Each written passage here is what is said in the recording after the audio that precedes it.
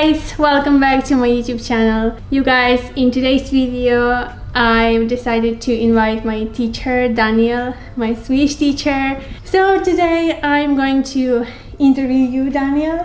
welcome. Thank you. And I'm going to ask you 4 questions regarding Swedish. And yeah, hope you enjoy. Actually, first of all, I would ask you, for how long have you been teaching Swedish? 10 years? No, it's a really long time actually. Longer? I think it's more than 20 years actually. Wow. Yeah. And is quite it old. Is it Swedish for immigrants? Or yeah, I started with SFI, Swedish for immigrants, but then for the last 8 or 9 years I've just worked with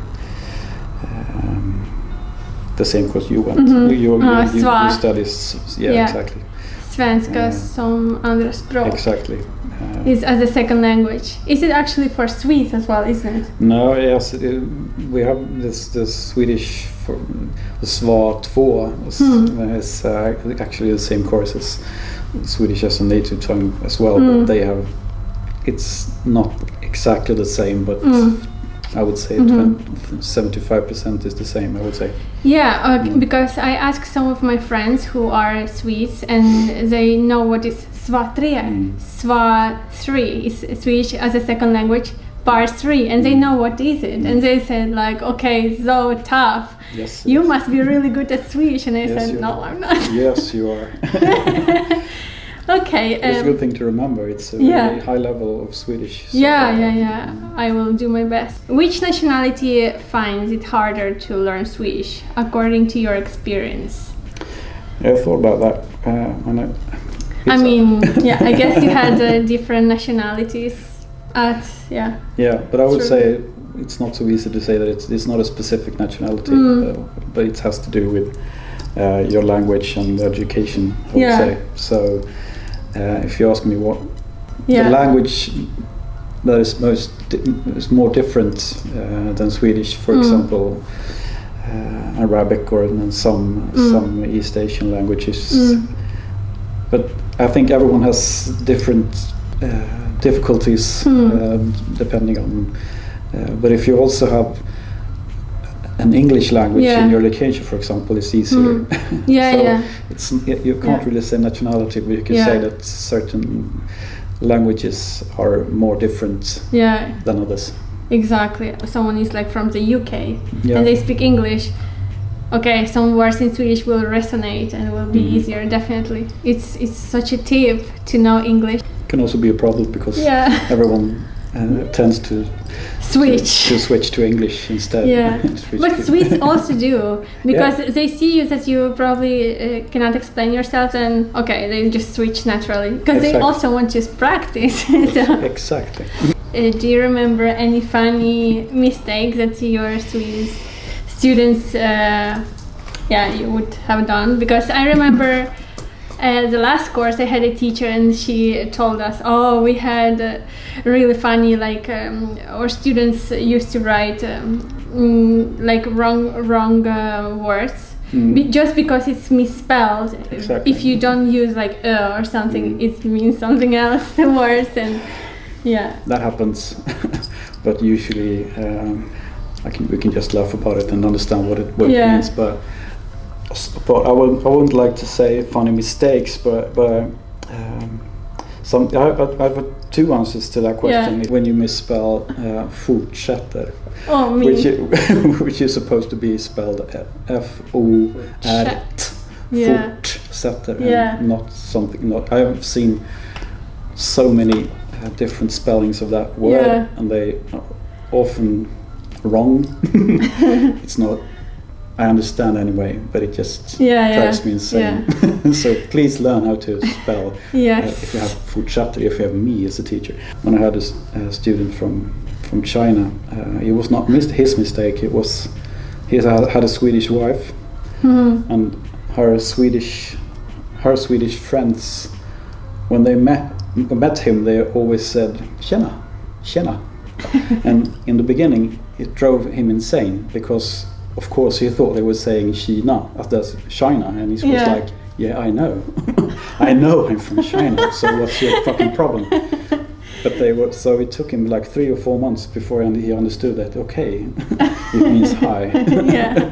So, but he was an actor, so he could really laugh about it. So I like that one. But it was not a mistake. It was more a funny story, actually. So the thing is, it's just we just have to learn how it's written in order to be able to write it correctly, not to forget. It's my fault as well. Like I always make this kind of mistakes, misspelling, and Yeah, it can happen. It's like you have to understand that when you have read like 25 or 30 essays, you're sort of tired.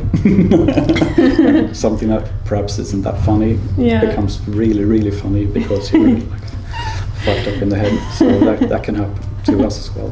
What is the hardest common thing in Swedish people find it difficult to learn or memorize? Like, what is the struggle? The grammar, structure, yes. Yeah, I thought about that. It was a good question, but I have to say 3 things. Oh, yeah. When you talk about pronunciation, which is one part, is of course it's hard. The O, Ä, and the Ö. It is difficult. You can't go around it. It's like, but at the same time, a letter like the letter A in Swedish also has like 12 or 13 different pronunciation. So that's really hard.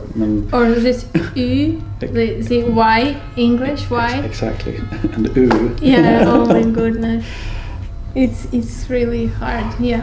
But also the pronunciation, the difference between sjuk and 20, alltså sh in Swedish is for some. Isn't it?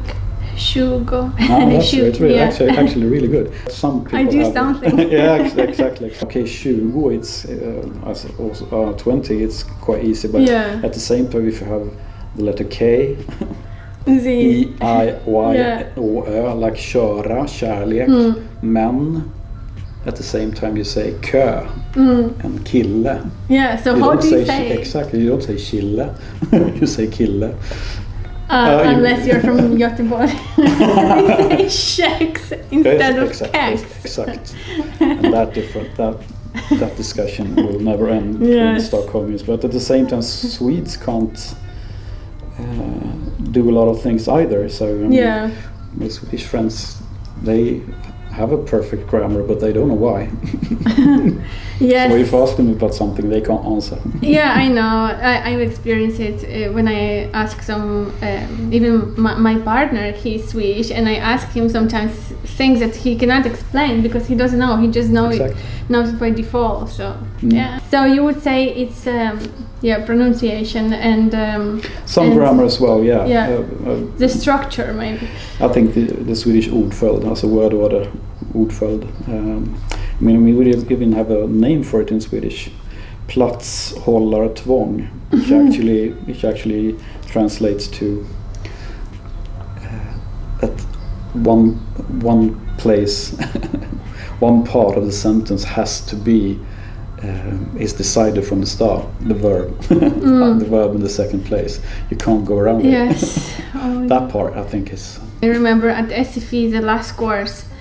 Swedish for immigrants. It's a basic beginner, and the teachers used to say, "You have to remember the structure. You have because you will struggle in in future courses. You just memorize it." And this, we should just have this pisas, huvudas, this to learn it every day. And I was like, "Oh my god, I will never learn it." It's not that funny. That part of the language is not that sexy, perhaps. No. It's something you have to deal with and accept, I think. But once you know it, you can be quite flexible. Actually. Yeah, I think it's also really useful to read. When you read books, you see the grammar. I mean, you see the sentences, how they are written. So, actually, to me, it helped pretty much. But when I speak, maybe not. So, grammar, this structure of the sentence, and the vowels, probably the pronunciation is the hardest. So, But also, it depends depends on what language you. Your background. Yeah, exactly. Yeah. But remember that Swedes still can't. They don't know the difference between de or dem, which is pronounced exactly the same, dom. But the subject or object. Swedes can't. They can't separate those two. So maybe let's go for the last question. Yeah. What are the best tips to learn Swedish? You would say for everyone. That's more for everyone. The magic, I don't know, tips. Yeah, it's really hard to say, but I would say you said something very important. You said to read a lot. That's the first thing I wrote. Actually, read a lot. To read a lot and to read different types of text. To read novels. To read short stories. Even if you don't understand. I would say no, not as a beginner. No. but after quite soon, I think you can start to read different types of text. In the beginning, of course, you have to read. You can read the newspaper and start to choose different scenes, different areas where you only speak Swedish and you don't.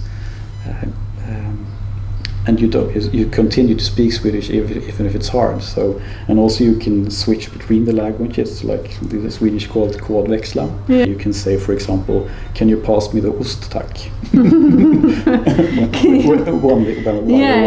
So you can use more and more words in Swedish, and then you can, if you do that, for example, okay, this dinner we will only talk in Swedish. Then you have to do it, and then you can all the rest of the day you can talk in English. So you would say read a lot and speak anyway, like or mix. Exactly. Yeah, and I also thought about different domains as well. If you're more advanced like you are, when you want to learn more. Okay, you know the grammar. Perhaps you can still make mistakes in grammar, but you know what you have to do. Yes. Then I think it's more about vocabulary and nuances. Yeah. And then I think you have to remember that we talk about different domains. So I mean the four big domains is work, studies, society, and friends. There are four different languages. Yes. Yes, definitely. When you know Swedish, and if you want to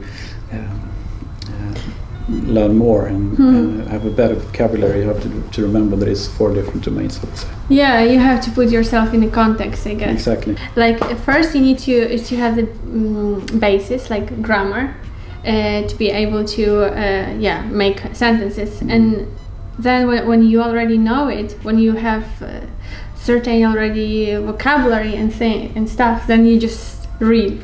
And also series, I would say, help me a lot.